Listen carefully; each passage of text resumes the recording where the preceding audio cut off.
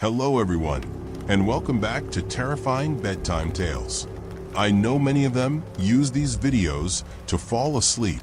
Before you drift off, I'd love it if you could leave a comment letting me know where you're listening from around the world.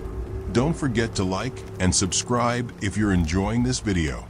Elliot Mercer's sleep was always peaceful until he moved into apartment 3B. Now each morning, he wakes to the sound of his own voice whispering in the dark. The problem? He's never spoken a word. With his dreams growing darker and his waking reality blurring, Elliot is left to uncover the truth. What happens when the things you fear in your sleep begin to follow you into the waking world? Elliot Mercer had never been much of a dreamer. Night after night, his sleep was like a slate wiped clean. No fragments, no images, no color, just black. But that changed the week he moved into apartment 3B. It wasn't much, just a small one-bedroom in an old brick building downtown. The rent was decent, the landlord wasn't nosy, and the previous tenant had left in a hurry, leaving behind a couple of mismatched chairs and an antique mirror in the hallway. Elliot took it as a sign of convenience, not curiosity. The first night was quiet, the second a little less so. By the third, Elliot woke up to his own voice. He sat up in bed, heart thudding. The darkness felt too thick. He glanced at the clock, 3:11 a.m. His phone was still recording on the nightstand, a habit he'd picked up after reading a blog about sleep cycles. Record yourself, analyze patterns, improve your rest. It had sounded like a harmless experiment. But that night, his voice echoed from a playback with a tone he didn't recognize. He pressed play. At first, it was just soft breathing. Then, unmistakably, his voice. "It's too cold down here," he mumbled, slurred like a drunk. Pause. They left the door open again. "I can see the stairwell." Then silence. Elliot sat frozen. He had never sleep-talked in his life. Not once, not even as a kid. He tried to laugh it off, chalking it up to stress or maybe the change in environment. But as he tried to fall asleep again, something tugged at the back of his mind. Down here. He lived alone. There was no down here. Every night, the same unsettling cadence, his voice, but distant, like someone mimicking him poorly. Some nights, it whispered about things he didn't understand. "Don't let her see the red door." He's watching again. In the crack. It's hungry. By the end of the week, Elliot wasn't sleeping much at all. He tried everything. White noise, melatonin, even moving the bed away from a mirror in the hallway, which he'd started to hate for no specific reason. But nothing helped. The worst came on Friday. It was 2:48 a.m. when he startled awake, bathed in cold sweat. The recorder was still on. He hit play without thinking. His breath caught. "I found it," the voice said. His voice, but colder. Behind the drywall. She was right. "It smells like iron." Pause. Then, in a slow, deliberate tone, "You found me. Now let me in." He stopped the recording and stared at the wall across from his bed. It was just drywall, pale, boring, and utterly still. Yet his body wouldn't move. His eyes were fixed on it, as though expecting a hand to reach through it at any moment. Elliot didn't sleep the rest of the night. By Saturday morning, Elliot was unraveling. He brought his phone to work, thinking he'd analyze the audio in a clearer state of mind. In the break room, he played the Friday clip again, but this time something new caught his attention. A faint sound beneath the voice. Reversing it in an audio editor, he enhanced the static until it became distinguishable. A series of whispers in reverse. He hit the reverse button, and a woman's voice came through. "I'm still inside the walls." Elliot left work early.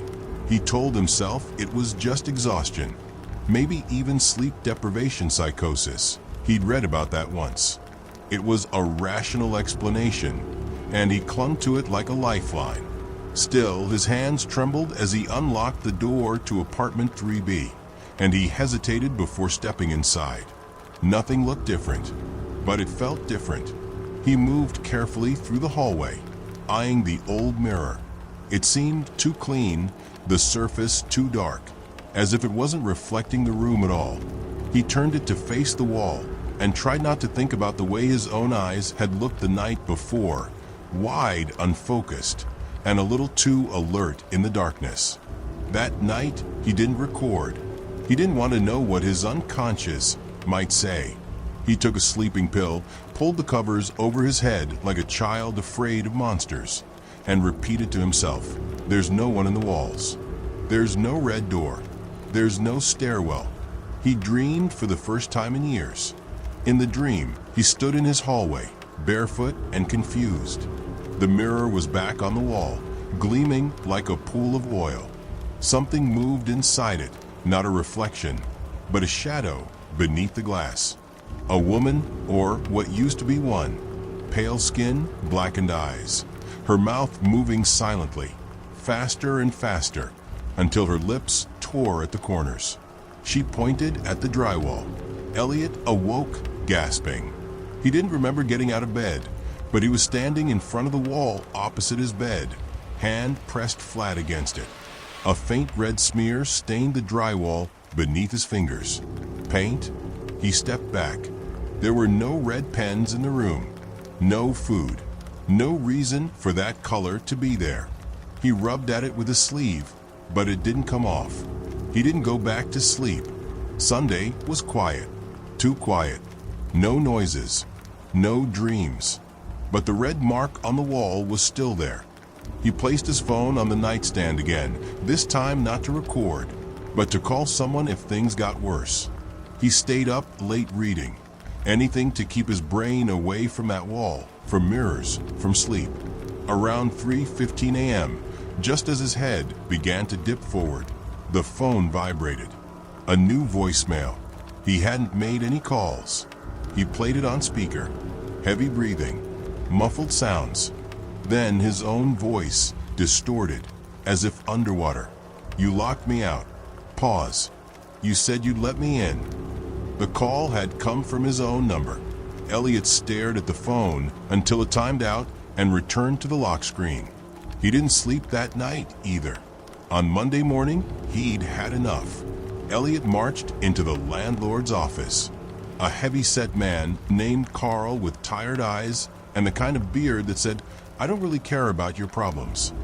I need to know who lived in 3B before me." Carl blinked. "Why?" "Because I think something's still there. I keep hearing." Elliot stopped. He sounded crazy. He felt crazy. Carl leaned back in his chair. "You think the place is haunted? Just tell me what happened." Carl rubbed his temples. "She was a sleepwalker. That's all I know. Real quiet girl. Kept to herself. Name was Angela something. She didn't leave a forwarding address. She moved out." No pause. "She disappeared." The room felt colder. "When?" "About 6 months ago.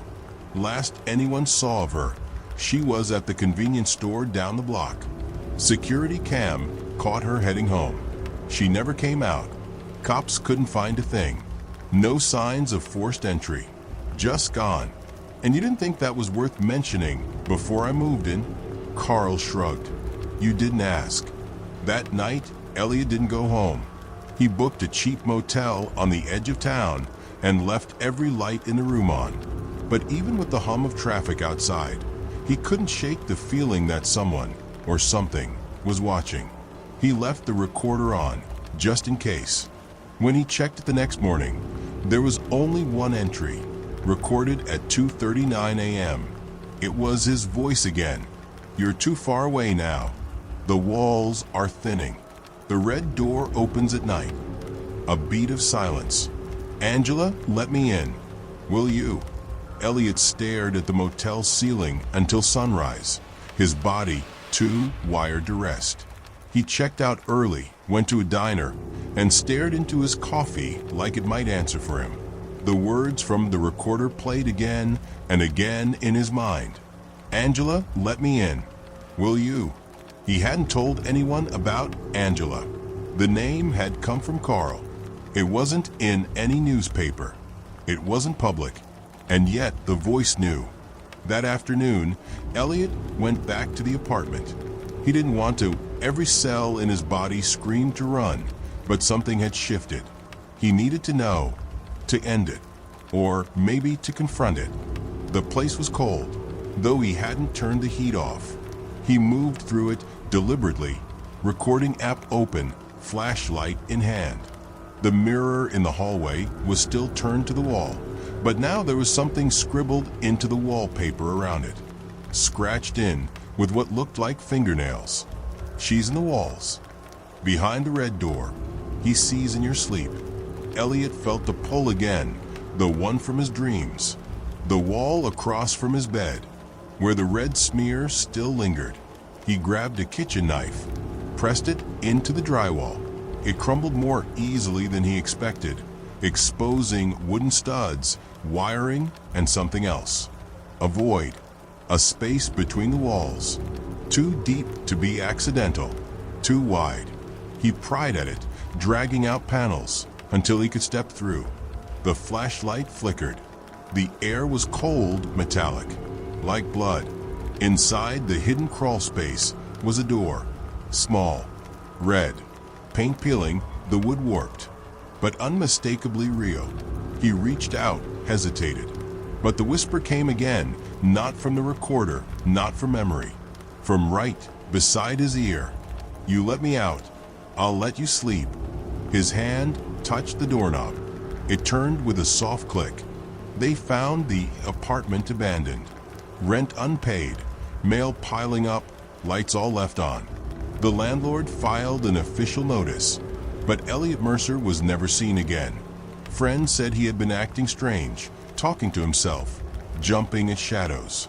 There were no signs of struggle, no forced entry, just a few claw marks on the drywall, and a hole that led to nothing but pipes and insulation, and one mirror, face down on the hallway floor. 2 months later, a new tenant moved into 3B. Her name was Marissa. She thought the place had character, if a bit drafty. Her second night, she woke to her phone buzzing. She didn't remember setting it to record, but there was a file. She played it. "Hello," her own voice whispered. A pause. Then someone else. Another voice. A man's voice. Tired. Familiar. "Please let me in."